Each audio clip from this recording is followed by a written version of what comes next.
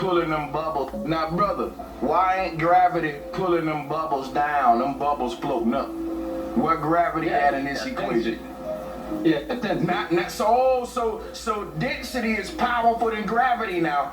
When density, so let me ask you a question. no, it's just the force pulling on the No, water. brother, you need to stop and listen to my question.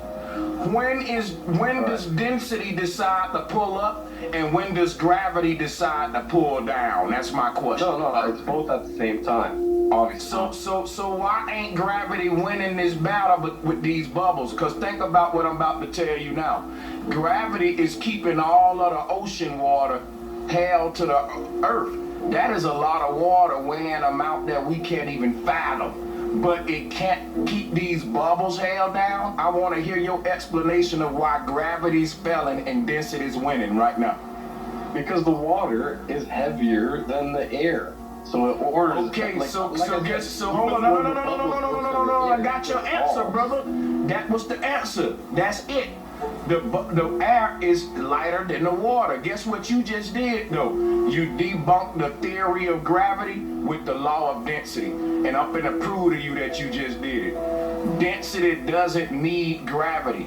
Gravity needs density, and that was what just happened right now. See, gravity only explains why shit fall. That's why Isaac Newton created that dumbass theory with an apple falling on his head. They should have checked to see if the apple damaged his goddamn brain, because if he thought that gravity was a force pulling the apple down, but it didn't pull the clouds down, and this fool, if he thought that this force of gravity was picking on one apple in the tree but letting the rest of the apples stay up there like a goddamn dummy. No, if you cut me off, you got to goddamn go.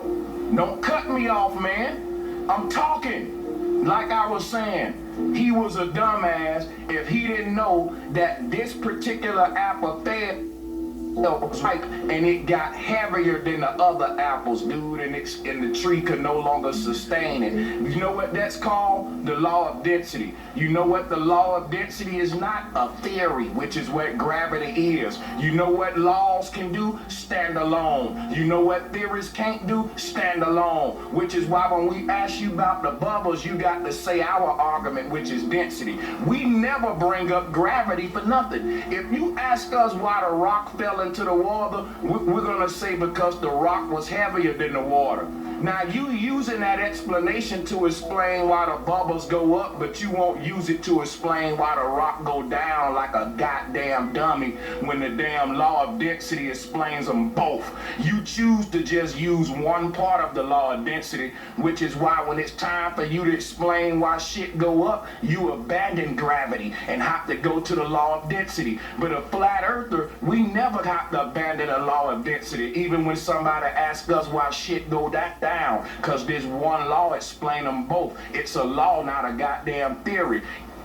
Okay, so you said with the bubbles, right? So you're saying that the gravity stops, and what I'm saying is that gravity stops when it comes to density. But I never said that. I'm just saying gravity is always working, and then you have the bubbles. I didn't say nothing about listen what I'm saying.